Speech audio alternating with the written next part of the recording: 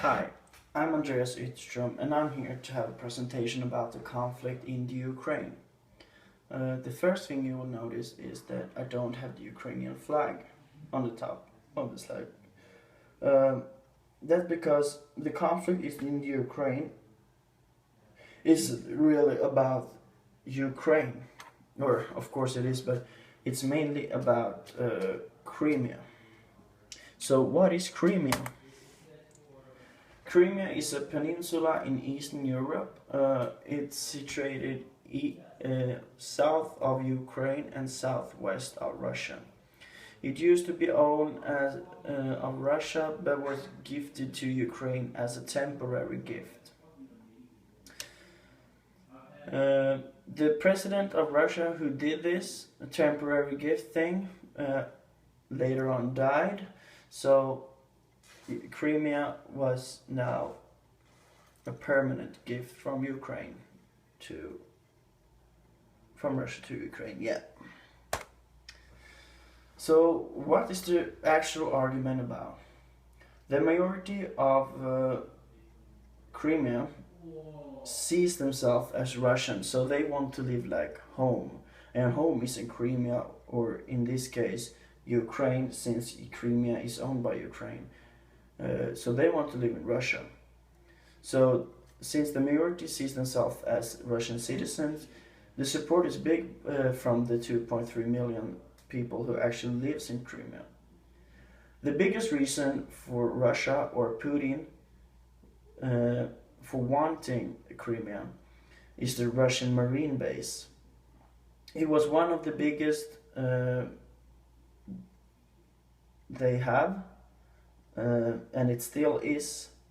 I don't know about the status if that went to Ukraine too, but they want to have it back.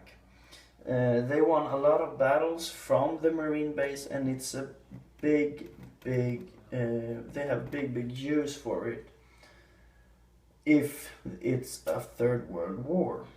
So they wanna have Crimea as a safety if there should be a third world war. The Ukrainian people in Crimea wants to be saved from this, saved from Russia, saved from Putin. As you see in the picture, Putin, they equal Putin as Hitler, but I think that's a bit hard. I can understand if you got an opinion about Putin being a man who wants to fight, wants a war, but not Hitler, not at all. So, what does the world think about this conflict? Well, first of all, you see Ukraine and you see Russia.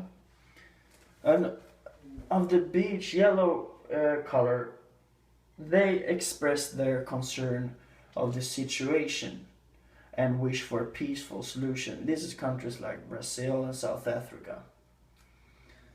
Lightest blue color supports Ukraine territorial integrity.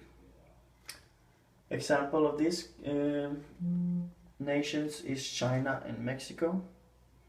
The normal blue color, like the middle blue color, condemns the action made by Russia, as you see Nigeria here. Darkest blue color condemns the actions made by Russia and sees them as a military invasion. Here we got the most of the countries like USA, Canada, Australia, and most of the nations in Europe.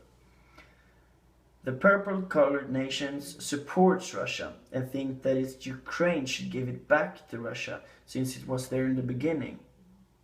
But then we can have another discussion about this gift thing.